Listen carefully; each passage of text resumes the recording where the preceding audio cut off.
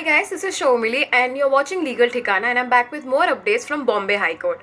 The first is about the noise pollution rules. The Bombay High Court has taken significant steps regarding the enforcement of noise pollution rules during festivals, emphasizing uniformity in their application irrespective of the occasion. December 7, 2024 को हुई hearing में court ने noise pollution regulation and control rules 2000 को enforce करने के अपने commitment को दोबारा रिइटरेट किया।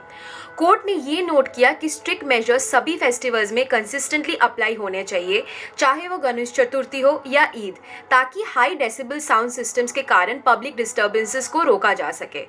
कोर्ट ने local authorities including civic bodies और पुलिस को इस तरह के इवेंट्स के दौरान मॉनिटरिंग और एनफोर्समेंट एफर्ट्स को इंटेंसिफाई करने का डायरेक्शन दिया। यह डायरेक्टिव इंक्लूड करता है लाउड स्पीकर्स और साउंड सिस्टम्स का प्रोहिबिशन जो परमिसेबल नॉइस लेवल से एक्सीड करते हैं। हाई कोर्ट ने यह एम्फसाइज किया कि नॉइस पोल्यूशन के एडवर्स इफेक्ट्स यूनिवर्सल है और ये स्पेसिफिक फेस्टिवल्स तक लिमिटेड नहीं है।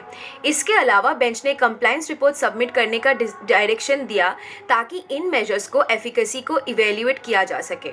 ये रिपोर्ट उन एक्शंस पर डेटा इंक्लूड करने को कहा गया है जो वायलेटर्स के अगेंस्ट लिए गए और एनफोर्समेंट प्रोसेस के आउटकम्स को लेकर है। ये decision ongoing public interest litigations या PIL से आए हैं जिसमें नॉइस पोल्यूशन नॉर्म्स की रिपीटेड वायलेशन और पब्लिक हेल्थ पर उनके डेट्रीमेंटल इम्पैक्ट को हाईलाइट किया गया था। हाई कोर्ट ने कंसिस्टेंटली कम्युनिटी वाइड अवेयरनेस और एनवायरमेंटल लॉज की अडियरेंस को एम्फसाइज किया है। कोर्ट ने यह भी कॉशन किया है पेटिशनर्स को जो नॉइस रिलेटेड PILs फाइल कर रहे हैं कि उनके क्लेम्स को रॉबस्ट साइंटिफिक एविडेंस से सपोर्ट किया जाना चाहिए, खासकर लेज़र लाइट्स के यूज़ जैसे इश्यूज़ पर जो पहले की हियरिंग्स में देखे गए थे। The second case is about the Metro Rail project land acquisition. The recent developments in the Mumbai Metro Rail project's land acquisition case pertain to the hearing held on December 7, 2024, which addressed compensation disputes and legal procedural compliance. Bombay high court ने पहले के decisions को uphold किया जिसमें affected land owners को compensation दिया गया था और इस फैसले में इंफ्रास्ट्रक्चर डेवलपमेंट और इंडिविजुअल राइट्स के बीच बैलेंस को एम्फसाइज किया गया। कोर्ट ने क्लैरिफाई किया कि मुंबई मेट्रो प्रोजेक्ट के लिए सारा land acquisition, right to fair compensation and transparency in land acquisition rehabilitation and resettlement act 2013 के तहत स्ट्रिक्ट होना चाहिए। ये डिसीजन प्रोसीड्यूरल फेयरनेस की ज़रूरत को अफर्म करता है ताकि कोई भी इंडिविजुअल के राइट्स को ओवरलुक ना किया जाए। हियरिंग में उन केसेस का जिक्र किया गया जहां लैंड ओनर्स ने कॉम्पनसेशन अमाउंट्स और प्रोसीड्यूरल डिलेस को चैलेंज किया था।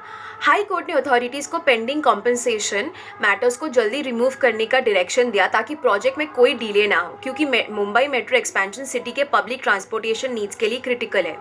इसके अलावा प्रोजेक्ट के इम्पोर्टेंस को मुंबई के कंजेशन को कम करने और पोल्यूशन को रिड्यूस करने के लिए भी हाईलाइट किया गया, लेकिन लैंड ओनर्स के लीगल एंटाइटलमेंट्स को वायलेट करते हुए नहीं।